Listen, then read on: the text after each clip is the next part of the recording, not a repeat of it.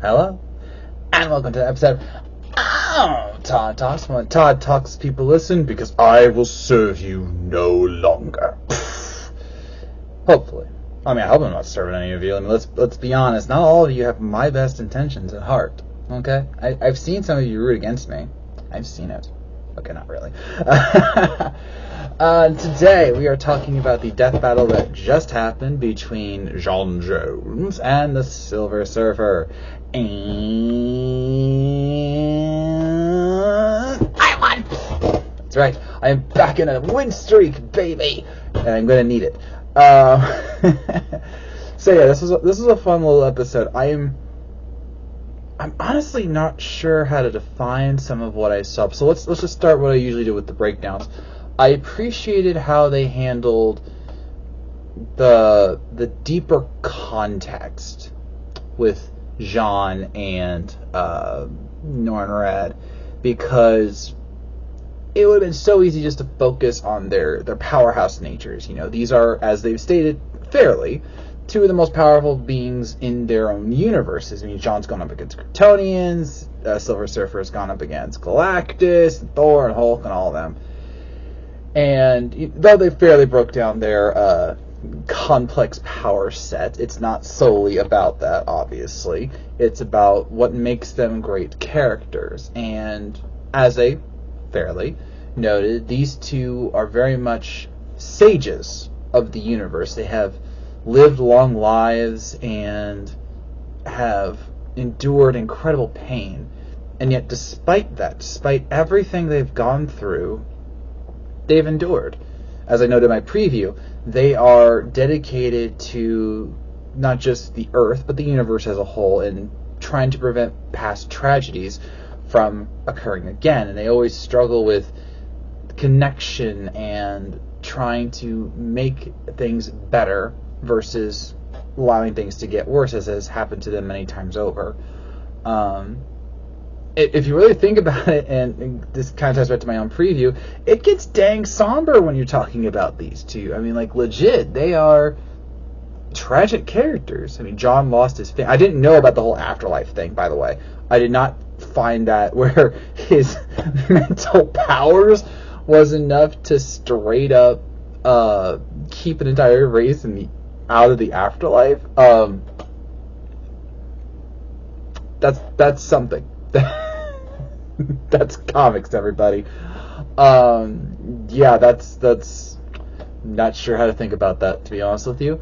But no, seriously, I really don't know what to make of that. Even Wiz was losing it. She's like, how is that possible? I have no idea.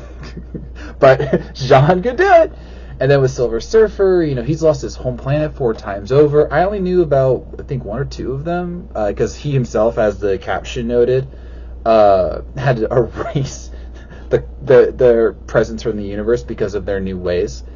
I will say I was surprised that they didn't talk more about Dawn, because they mentioned multiple times that he clashed with the Big Bang, and that, as I noted in my preview, was when he started the long walk back. Because remember, he's technically 14 billion years old, because he was doing a thing with Dawn, and then they tried to time travel, he crashed into the Big Bang, and then they got stuck there. And so he was with Dawn, and then until she died, and he used her last of her energy to put into the Big Bang, which actually birthed Power Cosmic, ironically enough, and he waited until his future self went into the past so he could take over. But I'm surprised they didn't mention that, because like that's one of them time hum moments that you absolutely like, wait, you can do that? He did that? Yeah. But overall, it was fine. Very meaningful what they did and how they structured it, and I appreciate that. Now the fight, I might get some hate on this. I'm not gonna lie. I really wasn't expecting some of what they did, and usually that's fine. Like, I still can't believe what they pulled off with Jonathan Joestar and Tanjiro. Like, that was, oh my gosh. And they were going for something like that here. And I loved how they started off like the crime noir thing, which, you know, plays into Jean's detective backstory and all of that. The ending with the Silver Surfer monologue and them realizing, breaking the fourth wall, that they were basically forced to fight for unknown reasons, and there was things like beyond their understanding. That was a curious way to end it, albeit one that does fit their characters, as I've already seen in the comments of the Champions version of the video. My problem is that while that was a great ending scene, that took up a lot of time. All right, like if you look at the fight animation, it was less than 3 minutes, and that included the noir style and entrance scene and the philosophical musings at the end. And yes, I know that's a reference to Silver Surfer's comics, where he likes to wax poetic about the meaning of life and the universe, which is fine. That's in character. But it was a curious way to do it. And then if you look at the fight, they really don't clash that much. I mean, the first part is Jean like just chasing Norin. We don't even see Jean for a while. And then after the whole, tell me your secrets bit, they do a bit of clashing. Then there was the clone thing, the dragon sequence, and then it goes right into the sun.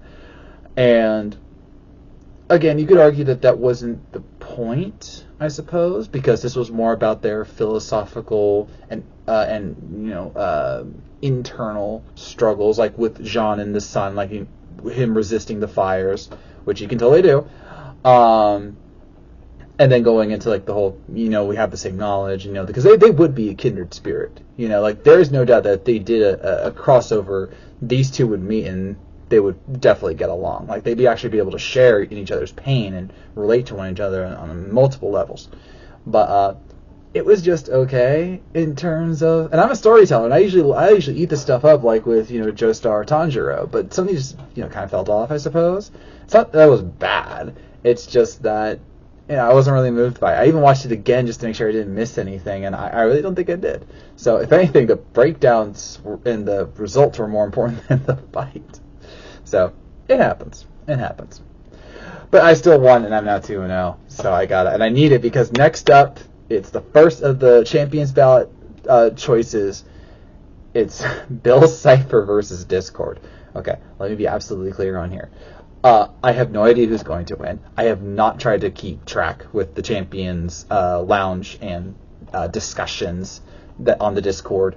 That the actual site Discord, not Discord. Anyway, that's not going to be confusing at all.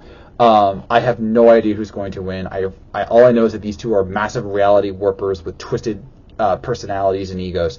So who knows how this is going to go down. Now, if you watch the last Death Battle cast, you got a tease of what they're going to sound like, and apparently a lot of people are very pleased with their vocal outputs. So 2 weeks to find out who wins the first of the two champion ballot matchups. And for all of you who have submitted your new champions ballots, congratulations. I look forward to seeing them as I occasionally scroll. I am going the extra mile and actually writing a full-on death battle script for my matchup, which will be available to read, and only read, next video. So wish me luck as I try and finish that up tonight. And I will look forward to you checking it out and hopefully seeing a potential glimpse of my future in Death Battle, because I really want to write for them, gosh dang it. And with that, I'm in this episode of Todd Talk. What did you think of Martian Manhunter versus Silver Surfer? And how pumped are you for Bill Cipher versus Discord? Let me know in the comments below. So, thank you for watching. If you made this far, I know you were listening, and I'll see you in the stars. Or around. Either way.